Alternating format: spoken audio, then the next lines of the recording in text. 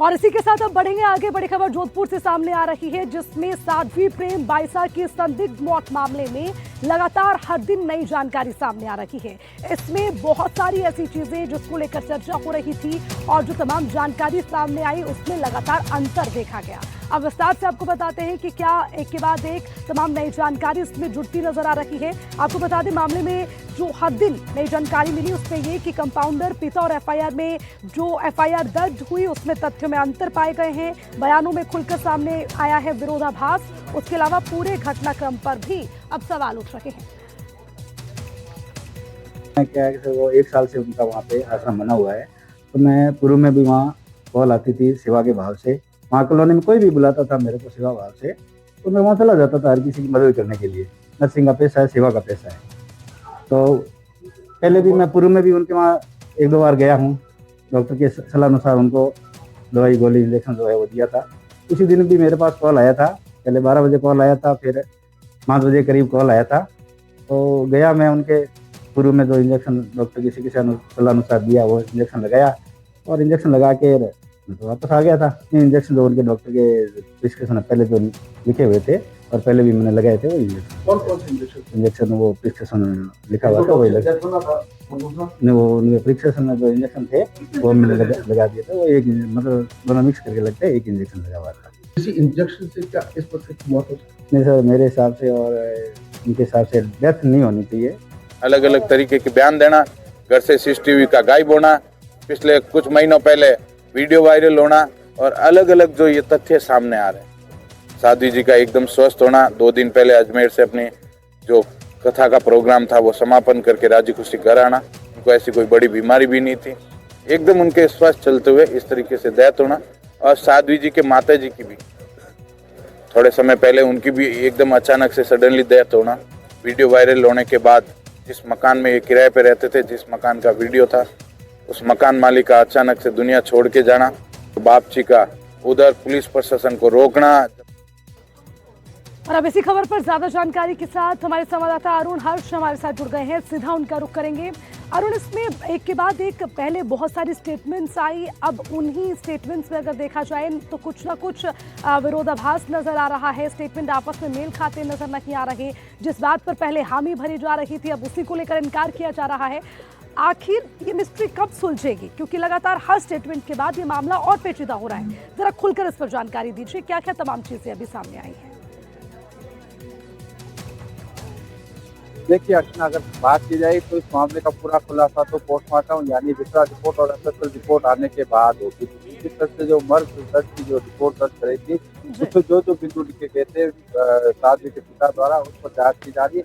लेकिन सबसे बड़ा सवाल ये खड़ा हो रहा है कि जिस तरह से कंपाउंडर और जो साध्वी के पिता का जो बयान है उसमें विरोधाभास है। और यही कारण है कि जो साध्वी के पिता कह रहे हैं कि जैसे ही इंजेक्शन लगाया 30 मिनट में और 5 मिनट के अंदर जो है डेथ हो गई, वही जो कंपाउंडर है उसका कहना है करीब 25 मिनट बाद फोन आया था। तो ये जो कंट्रोटिक बयान है उसकी पूरी सत्यता जांचने में लगी है। जिस तरह से मीडिया में जो जो बयान सामने आ रहे हैं उसकी पुलिस वेरीफाई कर रही है और निश्चित तौर से कह सकते हैं कल तक जो है 10 लोगों से पूछताछ पुलिस ने कर ली थी।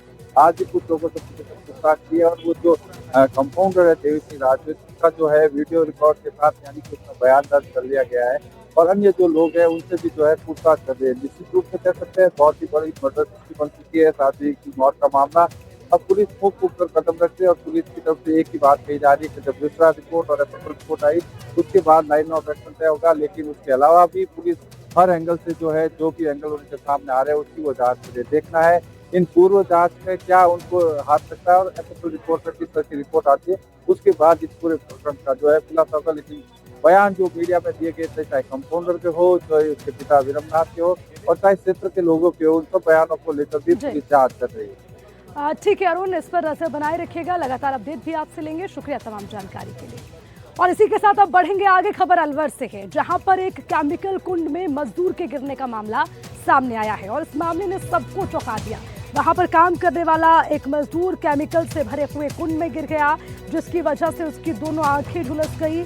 मजदूर की दोनों आंखें झुलसने के बाद उसको कड़ी मशक्कत के बाद उस कुंड से बाहर निकाला गया और उसके बाद अलवर जिला अस्पताल में मजदूर को भर्ती करवा दिया गया।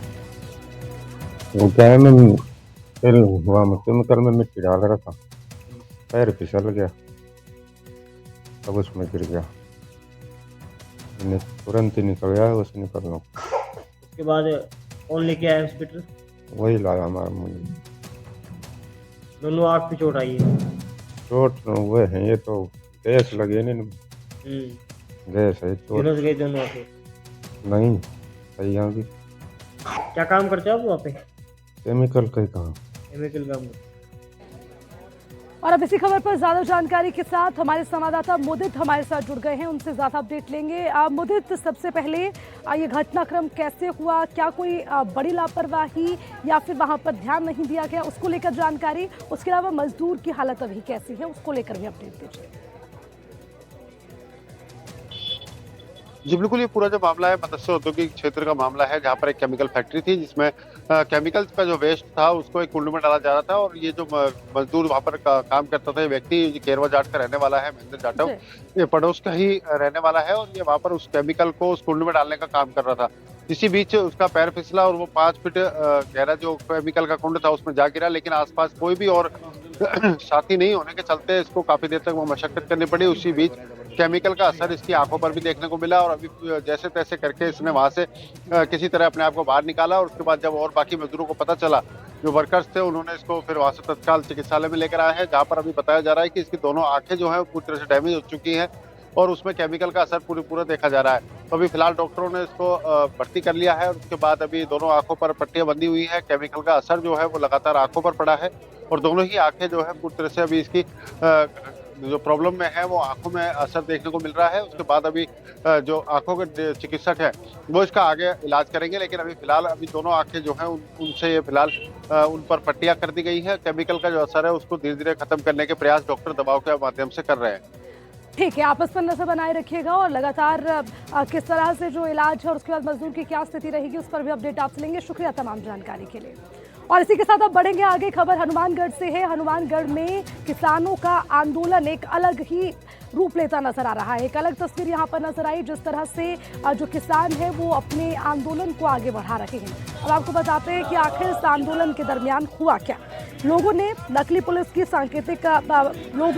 की सांकेतिक शव यात्रा निकाली, आंदोलनकारी कलेक्टर का पुतला दहन किया, कोर्ट और एसपी कार्यालय के गेट पर चक्कर काटते रहे और उसी के साथ आंदोलनकारी आगे तो पुलिस उनके पीछे भागती रही।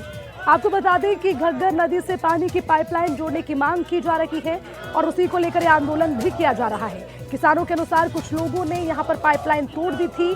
हाईकोर्ट के आदेश के बावजूद यहां पर पाइपलाइन जोड़ने का काम नहीं किया गया और 3 दिनों से कलेक्ट्रेट पर धरने पर ये किसान बैठे हुए हैं। पाइपलाइन ना जोड़ने से जो सिंचाई के लिए पानी है वो किसानों को नहीं मिल पा रहा और अब इसी समस्या के समाधान के लिए ये आंदोलन किसानों की ओर से किया जा रहा है।